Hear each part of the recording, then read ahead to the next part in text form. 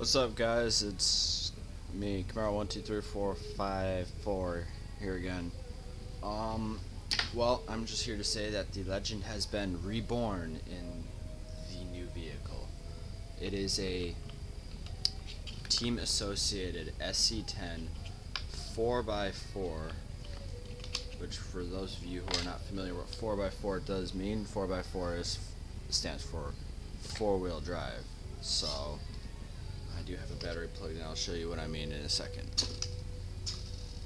Alright, so here's obviously my Spectrum controller, and giving it a little gas. It's a little loud, but see, the front wheel is spinning as well as the back one, I should say, and it is all belt driven, which I think is awesome. It's got this little belt right here that connects the rear where the motor is to the front where the front differential and all that other stuff is. It was a kit, so I don't have the body for it painted yet, but it was a kit.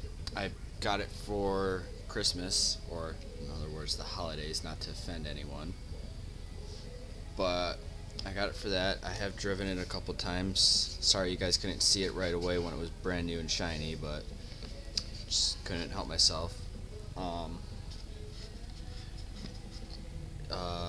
It's a 3-section chassis. Here, let me unplug this real quick. I am using a new camera, so if any of this doesn't show up what I'm talking about, sorry, there's no screen to look at. But let's turn this on its side. It's a 3-part chassis. You got the rear part, the center part, the front part. What I like what Team Associated did with this truck is that they put minimal amount of screws on the bottom. So there's one here, one here, one here, 2 here, and 1 there. So less things for dirt and mud and other stuff to get into. I'm using my Dynamite Taser and the motor that goes with it, because of course I already had it. So yes, this does get a cover. I just have it off right now. I was tightening up the belt. Here's the front one. So the front one just like that. They call this the tunnel.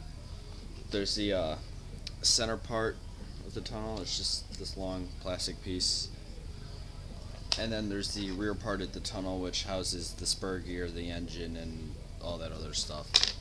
As you can see, it's got a tensioner pulley right there.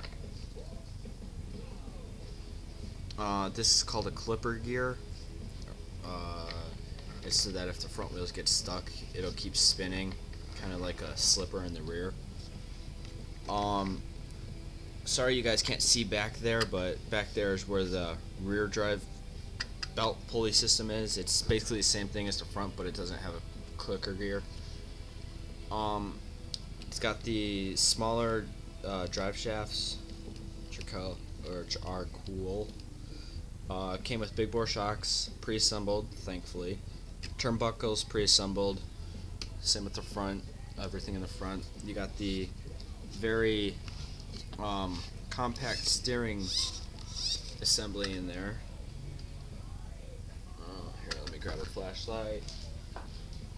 This might be bright. Right there, there's your steering assembly in there. It's very compact. I have a, believe it or not, I have a helicopter servo in there, because helicopter servos are pretty fast, responsive wise. Let me plug that battery back in. I'm still running LiPo, so try and do this one-handed.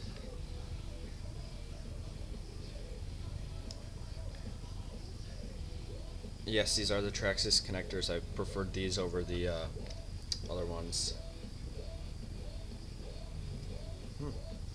Alright, so controller's on. I mean, the responsiveness in that is just...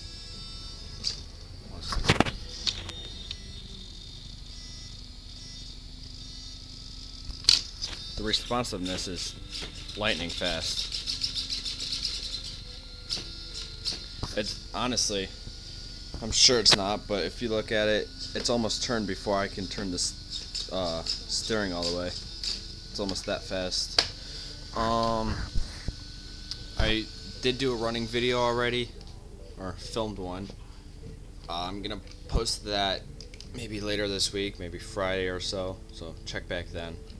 So I try and unplug this. None of the parts I salvaged from my Torment I did not use. So I still have this. I still have the slash drive shafts. I still have all the ball bearings and all that stuff because these came with everything I needed.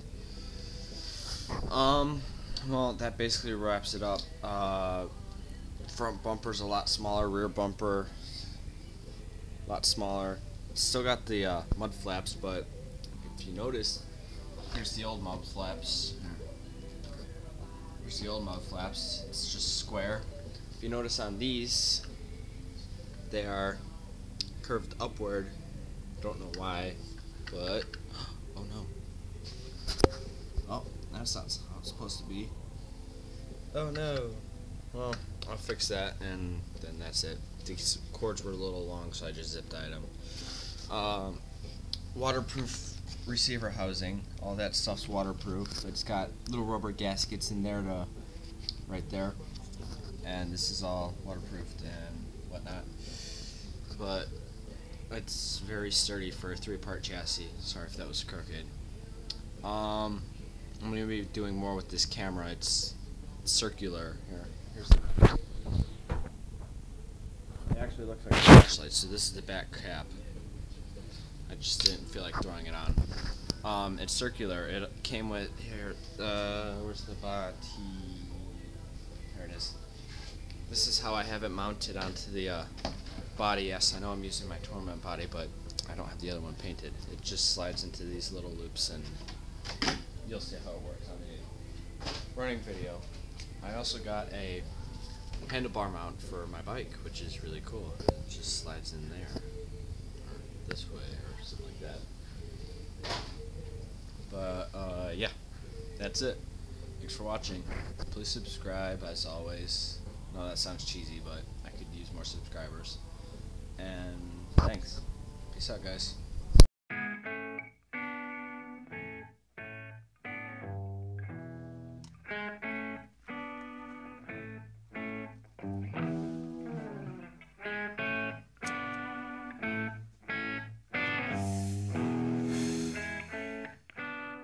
right.